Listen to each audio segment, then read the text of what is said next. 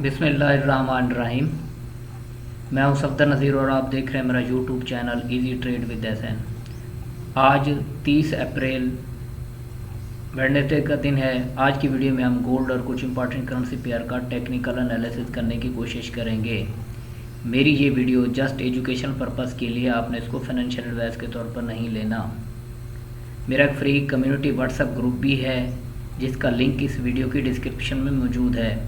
आप भी हमारे कम्युनिटी का हिस्सा बन सकते हैं, जिसमें मैं डेली बेस पे टेक्निकल एनालिसिस और जहाँ पे कोई बाई या सेल का सेटअप मिलता है तो अपने कम्युनिटी मेंबर को शेयर भी करता हूँ। अल्हम्दुलिल्लाह जितने भी मेरे कम्युनिटी मेंबर हैं अभी तक सारे अच्छे प्रॉफिट में हैं और अल्लाह पाक का शुक्र है कि अभी तक हमारा कोई एसएल हिट नहीं हुआ।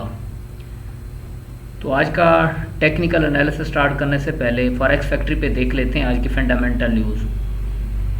अगर हम फॉरेक्स फैक्ट्री पे आज की फंडामेंटल न्यूज़ देखें तो आज 30 अप्रैल वेडनेसडे का दिन है। प्रेसिडेंट ट्रंप की स्पीच थी वो गुजर चुकी है और उसके बाद ये डाटास भी गुजर चुके हैं। ऑस्ट्रेलियन डॉलर के रिलेटेड जितने भी डाटा थे वो सारे पॉजिटिव हुए हैं।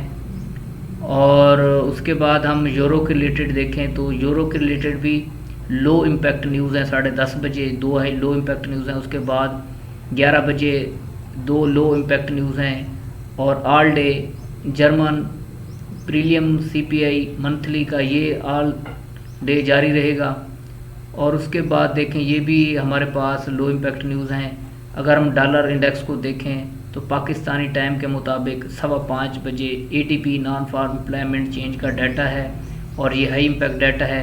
उसके बाद हम देखें एडवांस जीडीपी का डाटा है और अनएम्प्लॉयमेंट कॉस्ट इंडेक्स क्वार्टरली, ये डाटा है हमारे पास।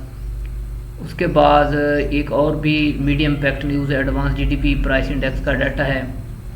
7 बजे कोर पैक प्राइस इंडेक्स का डाटा है और 7 बजे एक और मीडियम इम्पैक्ट न्यूज़ भी है, पेंडिंग होम सेल्स का डाटा है। उसके बाद 2 लो इम्पैक्ट न्यूज़ हैं। 7:30 बजे एक और लो इम्पैक्ट न्यूज़ है, क्रूड ऑयल इन्वेंट्रीज का डाटा है। ये तो हमारे पास आज के डाटास थे। तो अब हम ट्रेडिंग व्यू पे चलते हैं। सबसे पहले DXY को देखते हैं, इसकी क्या सूरत हाल है। DXY को देखें तो मार्केट मुसलसल दूसरा दिन है। कल भी मार्केट ने ग्रीन कैंडल बनाई है और ये इनसाइड कैंडल है। मार्केट ना इस कैंडल को, जो प्रीवियस इसकी कैंडल थी, इसको ब्रेक नहीं कर पा रही, ना ऊपर ना नीचे। और ये अभी आज भी ये एक ग्रीन कैंडल बना रही है और ऊपर जाने की कोशिश कर रही है। हमारे पास ये देखें कि डेली की एक रेजिस्टेंस लाइन है, यहाँ तक मार्केट तो नहीं गई और ना ही ये सपोर्ट लेवल है, ना ही मार्केट सपोर्ट की जानेब आ रही है। ये मिडल में यहाँ पे स्टक है मार्केट, यहाँ पे कंसोलिडेशन कर रही है। इसको अगर हम H4 के टाइम फ्रेम एनालिसिस करें तो ये देखें मार्केट अभी H4 में भी इसी एरिया में कंसोलिडेशन कर रही है। ये H4 के कंसोलिडेशन एरिया है। मार्केट H4 में ना इसको ऊपर ब्रेक कर रही है ना नीचे। और मार्केट अगर इसको ब्रेक करती है तो फिर इसके पास ये रेजिस्टेंस एरिया है, यहाँ पे लिक्विडिटी इसको ले सकती है। फ़िलहाल ये बीरिश ट्रेंड में आप देखें तो यह है डॉलर इंडेक्स बीरिश ट्रेंड में है, लेकिन यहाँ पे इस एरिया में कंसोलिडेशन कर रहा है। अगर जैसे ही इस एरिया को नीचे ब्रेक करते हैं DXY तो नीचे यहाँ पे इस पर सपोर्ट मिलेगी और अगर ऊपर जाता है तो इस रेंज को ब्रेक करता है तो ये हमारे पास रेजिस्टेंस लेवल है। देखना ये है कि अगर H4 की कैंडल इसके रेंज के बाहर क्लोजिंग हो जाती है तो फिर यह बढ़ जा सकता है। अगर नीचे H4 की कैंडल क्लोजिंग देती है इस रेंज के नीचे तो फिर ये नीचे की जानिब DXY जा सकता है। अब हम गोल्ड की सूरत हाल देखते हैं। गोल्ड को पहले हम डेली टाइम फ्रेम में ओपन करते हैं। डेली टाइम फ्रेम में देखें तो मार्केट ने एक यहाँ पे एक रेंज क्रिएट की हुई है और छठा दिन है, ये अभी इसी रेंज में कंसोलिडेशन कर रही है और यहाँ पे ऊपर नीचे काफ़ी लॉट ऑफ लिक्विडिटी क्रिएट हो चुकी है। तो इसको हम H4 के टाइम फ्रेम में देखते हैं। H4 के टाइम फ्रेम में देखें तो मार्केट ज़्यादातर इसी रेंज में DXY की तरह यहाँ पे इसी एरिया में जो है ना ट्रेड हो रही है और ये H4 की लेवल है। यहाँ पे मार्केट ना इसको ऊपर ब्रेक कर रही है ना नीचे। ऊपर अगर जाती है तो यहाँ पे एक रेजिस्टेंस लेवल है हमारे पास 3328 का और यहाँ पे 3293 3299 यहाँ तक हमारे पास ये एक सपोर्ट लेवल है 3300 का। तो मार्केट अभी तक इसी में रेंज बाउंड है। अगर हम इसको H1 के टाइम फ्रेम में देखें तो मार्केट में देखें तो ये ऊपर H1 की एक रेजिस्टेंस लेवल है और नीचे ये एक H1 का सपोर्ट लेवल है। मार्केट ऊपर जाती है, यहाँ से लिक्विडिटी लेके फिर नीचे की जाने आती है, फिर यहाँ से लिक्विडिटी लेके ऊपर चली जाती है। तो इसका यही तरीकाकार है कि जब यहाँ पे आए मार्केट, ये M15 या M5 का खोल लें चार्ट, ये देखें M15 या M5 का देख लें। तो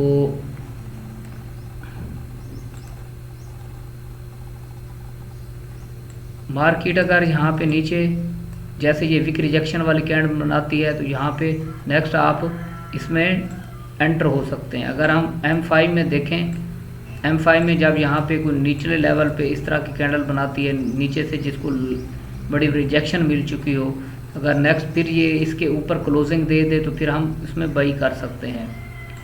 तो फ़िलहाल ये रेंज बाउंड है, हमें या इसकी रेंज का वेट करना होगा या फिर जो है यहाँ पे हम स्कैल्पिंग कर सकते हैं। फ़िलहाल इसमें स्कैल्पिंग है। नीचे अगर हमें इस लेवल पे कोई बाइंग रीज़न, अगर नीचे H1 की कैंडल क्लोज करती है इस रेंज के बाहर तो फिर जो है ना नीचे आ सकती है। मार्केट देखें यहाँ पे इसने ऊपर क्लोजिंग दी है लेकिन वेरी नेक्स्ट कैंडल इसी के अंदर आके रेंज में क्लोज हो गई है।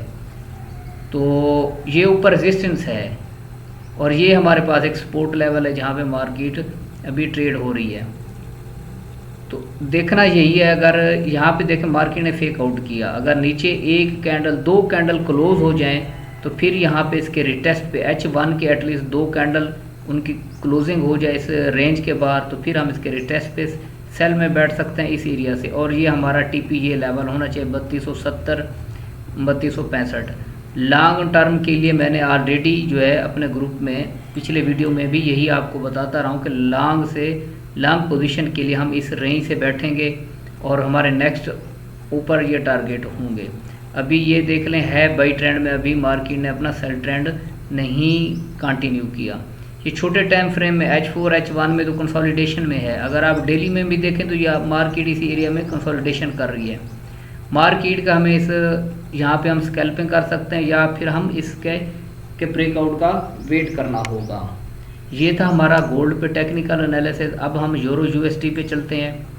यूरो USD का डेली का टाइम फ्रेम ओपन है और मार्केट DXY जैसा रेंज बाउंड है और बाकी जितने भी करेंसी पेयर हैं इसके अगेंस्ट वो सारे रेंज बाउंड में हैं। तो फिलहाल कोई मार्केट कोई नया स्ट्रक्चर नहीं बना रही और ये कंसोलिडेशन कर रही है H4 H1 में, जहाँ पे भी देखें मार्केट इसी रेंज में ऊपर जाती है, लिक्विडिटी लेके फिर इसी रेंज में आ जाती है, नीचे जाती है तो फिर लिक्विडिटी लेके फिर इसी रेंज में आ जाती है। यहाँ पे मार्केट ने फेक आउट किया, फिर अगली कैंडल जो है ना देखें ये रेड कैंडल H4 की बनाई और नीचे आ गई है। और यहाँ पे भी मार्केट ने इस रेंज को ब्रेक करने की कोशिश की है कि रेड कैंडल बनी है, फिर नेक्स्ट कैंडल इसके अंदर ही आ गई है। तो ये मार्केट यहाँ पे अभी इस एरिया में रेंज बाउंड है, ऊपर जाती है, यहाँ से आप इसको सेल करें और नीचे से यहाँ से आप इसको फ़िलहाल छोटे टाइम फ्रेम में आके M15 M5 में आके यहाँ पे आप जो है ना स्कैल्पिंग कर सकते हैं। मार्केट अभी कोई हमें कोई लॉन्ग बाई या सेल की कोई अपॉर्चुनिटी प्रोवाइड नहीं कर रही। तो जिस तरह से ये देखें मार्केट ने ऊपर फेक आउट किया, फिर अगली कैंडल जो है ना यहाँ पे ऊपर इसको अगली कैंडल जो है ना इसके ऊपर अगर नेक्स्ट कैंडल M15 की क्लोजिंग देती तो फिर इसके टेस्ट पे हम बाई में बैठ सकते थे। और नीचे भी यही सूरत हाल है मार्केट की। मार्केट को नया स्ट्रक्चर यहाँ पे नहीं क्रिएट कर रही। यहाँ पे देखें M15 में भी यहाँ पे नीचे लिक्विडिटी लेती है मार्केट, फिर इसी रेंज में आ जाती है। तो फ़िलहाल इसमें हम स्कैल्पिंग कर सकते हैं, जो आपको लेवल बताए हैं, ऊपर से सेल नीचे से बाई आप कर सकते हैं।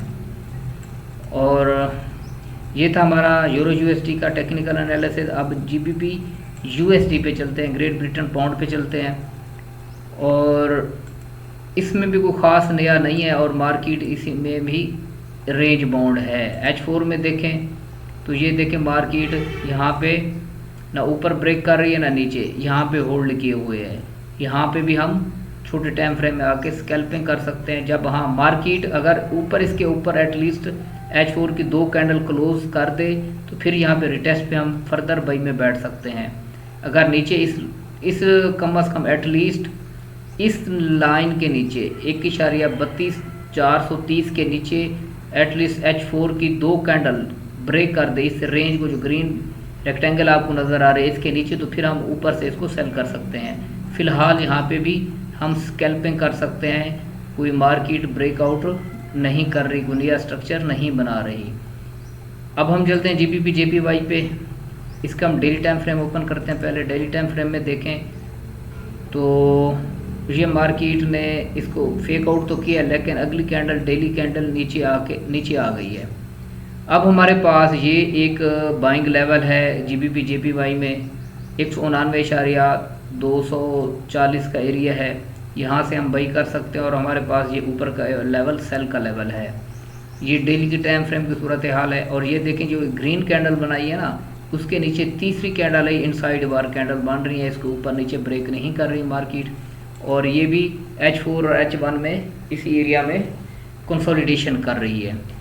अब हमें इसका ब्रेकआउट का ऊपर के लेवल का वेट करना होगा, या फिर निचले लेवल से हम इसको यहाँ से हम इसको बाई करें और फिर हमारा नेक्स्ट टीपी ये होना चाहिए। अच्छा जी, H1 में भी यही सूरत हाल है। मार्केट अभी इसी रेंज में वापस आ गई है। यहाँ से उसने ब्रेकआउट तो किया है, ब्रेकआउट कंफर्म भी किया है H1 में।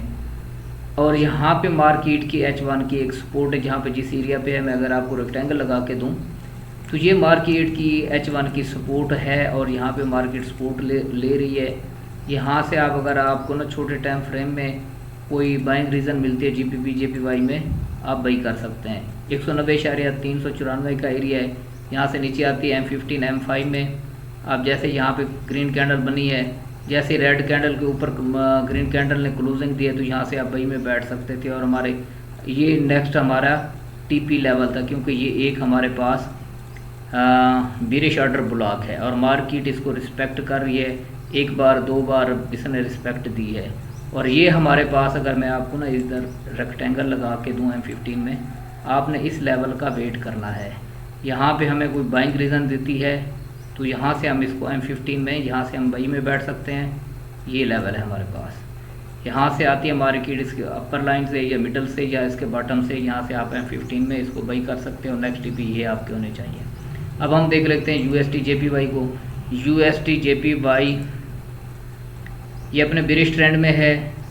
और ये देखें काफ़ी टाइम से जो मार्केट अपने बिरिश ट्रेंड में, और लेकिन दूसरा दिन है ये मार्केट, कल इसने ग्रीन कैंडल क्लोजिंग दी है और अब भी ऊपर जाने की कोशिश कर रही है, क्योंकि ये मार्केट की डेली की सपोर्ट है और मार्केट सपोर्ट लेके अब बढ़ जाने की कोशिश कर रही है। अगर हम इसको H4 के टाइम फ्रेम में देखें तो ये H4 की एक सपोर्ट है। मार्केट नीचे आते हैं तो यहाँ से आप इसको बाई कर सकते हैं। और इसके ऊपर लेवल से 143.218 के इसके लेवल से यहाँ से आप इसमें सेल कर सकते हैं। कल भी मैंने यही आपको कहा था कि यहाँ से हमारे पास सेलिंग है। और मार्केट ने कल देखें 2 H4 की ना रेड कैंडल क्लोज हुई हैं। इसको अगर हम H1 के टाइम फ्रेम में देखें, H1 के टाइम फ्रेम में भी ये देखें मार्केट ने यहाँ पे ब्रेक किया है और फिर नीचे इसके 50% एरिया को टेस्ट करके नीचे आ रही है। और यहाँ पे हमारे पास H1 में सेलिंग एरिया है। मैं अगर आपको रेक्टेंगल लगा इसके हॉरिजॉन्टल लाइन लगा के दूँ तो आप इसको नोट कर लें। यहाँ पे स्मॉल टाइम फ्रेम में आप आके सेल की एंट्री ले सकते हैं। अगर इसको ब्रेक कर जाती है, इसके ऊपर एटलीस्ट 2 कैंडल क्लोजिंग कर देती है, तो इसके रिटेस्ट पे हम फिर ये हमारे पास बाई का जोन बन जाएगा, तो हम इसमें बाई करेंगे। और यहाँ तक हमारे पहला टारगेट ये होना चाहिए 143.300 का एरिया हमारे पास नेक्स्ट इसका टीपी होना चाहिए। अभी फ़िलहाल हमें इसमें वेट करना है। नीचे अगर आती है मार्केट तो इस लेवल से 141.950 यहाँ से आप इसको बाई कर सकते हैं। ये था हमारा USD JPY का टेक्निकल एनालिसिस। अब हम BTC को डिस्कस कर लेते हैं। BTC का डेली का टाइम फ्रेम ओपन करते हैं। डेली टाइम फ्रेम में अगर हम देखें तो मार्केट अपने से रेजिस्टेंस एरिया में है और ये भी डेली टाइम फ्रेम कंसोलिडेशन कर रही है। मार्केट नीचे आते यहाँ से आपके पास पहले बाई का लेवल है और उसके बाद ये हमारे पास नेक्स्ट सेल का लेवल 96,835-30 का एरिया है। ये हमारे पास डेली टाइम फ्रेम के अकॉर्डिंग ये हमारे पास सेल का लेवल है। अगर हम H4 में इसको प्रिसाइज करने की कोशिश करें H4 में देखें तो मार्केट अपने बुलिश ट्रेंड में है। यहाँ से देखें मार्केट ने ब्रेक ऑफ स्ट्रक्चर किया था और अब नीचे ऊपर की जानिब जा रही है, और फिलहाल इसने ऊपर की जानिब ब्रेक ऑफ स्ट्रक्चर नहीं किया। नीचे आती है मार्केट, यहाँ से आप H4 में 92,215, यहाँ से आप इसको बाई कीजिएगा और आपका नेक्स्ट टीपी पहला टीपी ये होना चाहिए 94,870, उसके बाद 96,840 का 36 का एरिया होना चाहिए। अगर हम इसको H1 के टाइम फ्रेम में देखें, H1 के टाइम फ्रेम में भी यही देखें मार्केट ये कोई नया स्ट्रक्चर नहीं बनाया, अभी इसी रेंज में ट्रेडिंग कर रही है, ट्रेड हो रही है। यहाँ से अगर नीचे मार्केट आती है, पहली बाई 93,460 के एरिया से, दूसरे बाई लेवल हमारे पास ये पड़ा है 92,786 का एरिया, यहाँ से हम इसको बाई करने की कोशिश करेंगे। अब यहाँ पे मार्केट है ना, यहाँ पे हम तो बाई नहीं कर सकते क्योंकि अपने रेजिस्टेंस एरिया के करीब आ चुकी है। नीचे अगर मार्केट आती है यहाँ से, हाँ अगर हमें छोटे टाइम फ्रेम में कुछ सेलिंग रीज़न देती है, इसकी लिक्विडिटी क्लीन करती है, तो यहाँ से हम इसको, ये हमारे पास ये देखें लिक्विडिटी पड़ी है और मार्केट इनको टारगेट करने की कोशिश कर रही है। इसका देखें मोमेंटम अपवर्ड ही है H1 के टाइम फ्रेम में। तो जब यहाँ पे लिक्विडिटी क्लीन कर ले तो यहाँ से हम इसको सेल करेंगे और नीचे हमारे पास ये टीपी होने चाहिए। अगर बिलफर ये आती है इसको, ये जो आपके पास हैमर पड़ा है, इसके ऊपर यहाँ से अगर मार्केट आपको कोई बाइंग रीज़न दे तो यहाँ से आप 94,327.20 के एरिया से आप इसको बाई कर सकते हैं। उसके बाद हम सिल्वर को देख लेते हैं। सिल्वर ने यहाँ पे ऊपर मार्केट ने ब्रेक ऑफ स्ट्रक्चर तो कर लिया, अब नीचे आ रही है, रिट्रेसमेंट ले रही है डेली टाइम फ्रेम में। तो हमने इसमें बाइंग फाइंड करनी है, देखना है निचले लेवल से ये, हाँ जी। तो ये हमारे पास एक H4 का बाई का लेवल है 32.41-43 का एरिया है। यहाँ पे स्मॉल टाइम फ्रेम में हम एंट्री ले सकते हैं और हमारे पास नेक्स्ट टारगेट ये लेवल होना चाहिए, क्योंकि देखें मार्केट ने H4 में ब्रेक ऑफ स्ट्रक्चर की है, इस लाइन को ब्रेक ऑफ स्ट्रक्चर की है, अब रिट्रेसमेंट ले रही है। तो अगर हम इसके पे मैं आपको फिब लगा के दूं तो यहाँ पे मैं हमारे पास कोई अच्छा देखते हैं कौन सा बाइंग लेवल है। हाँ जी, ये देखें मार्केट अभी अपने 50% एरिया पे ही इसने सपोर्ट बनाई हुई है। यहाँ पे अगर हमें M5H1 में अगर हमें कोई बाइंग रीज़न मिलती है तो यहाँ हम इसे बाई कर सकते हैं। ये बाई के जोन में एंटर हो रही है, यहाँ से आप नीचे इसको बाई कर सकते हैं और आपके नेक्स्ट टारगेट, पहला टारगेट 33.100 ये होना चाहिए, उसके बाद नेक्स्ट टीपी ये होने चाहिए। ये था हमारा आज का टेक्निकल एनालिसिस। उम्मीद है आपको वीडियो पसंद आई होगी। मिलते हैं नेक्स्ट वीडियो में, तब तक अल्लाह हाफिज़।